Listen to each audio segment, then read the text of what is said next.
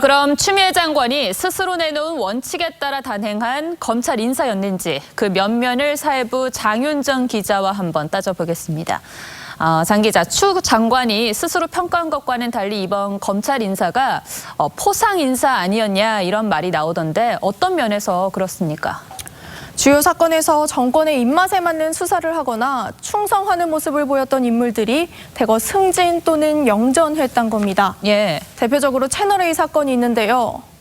채널A 사건 수사팀을 지휘한 이정현 중앙지검 1차장 검사가 대검찰청 공공수사부장으로 승진했습니다.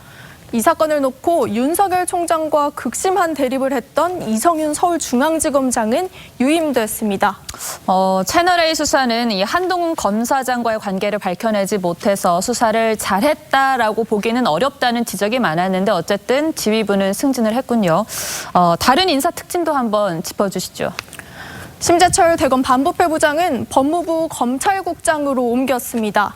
심 검사장은 유재수 감찰무마 의혹 사건 수사 당시 조국 전 장관의 불기소를 주장했는데요.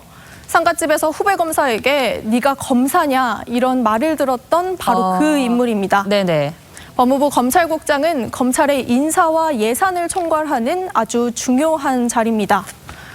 또 더불어민주당 윤미향 의원이 연루된 정의연 사건을 맡았던 서울 서부지검에서도 2명이 승진했습니다. 예.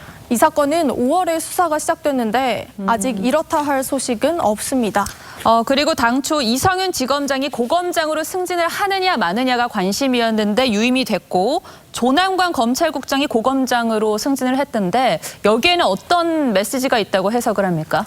네, 추미애 장관은 조남관 법무부 검찰국장을 고검장으로 승진시키며 대검 차장, 그러니까 윤 총장의 턱 밑에 배치했습니다. 네. 조남관 대검 차장은 추 장관의 참모로도 알려져 있는데요.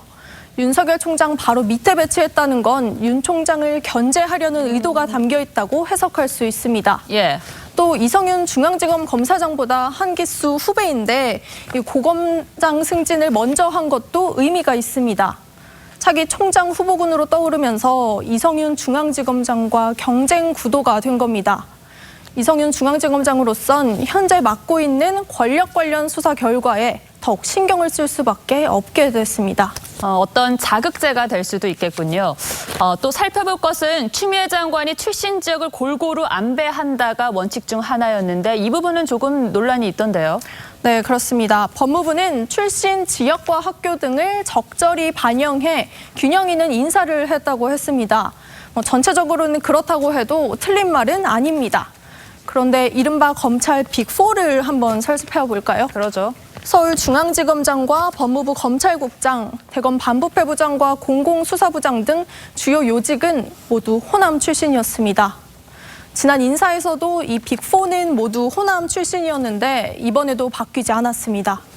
추미애 장관은 스스로 누구누구 사단이라는 말은 없어져야 한다 이렇게 이야기를 했는데 오히려 이번 검찰 인사에서 추미애 사단이라는 말이 나오는 건 아닌지 이런 생각도 드네요.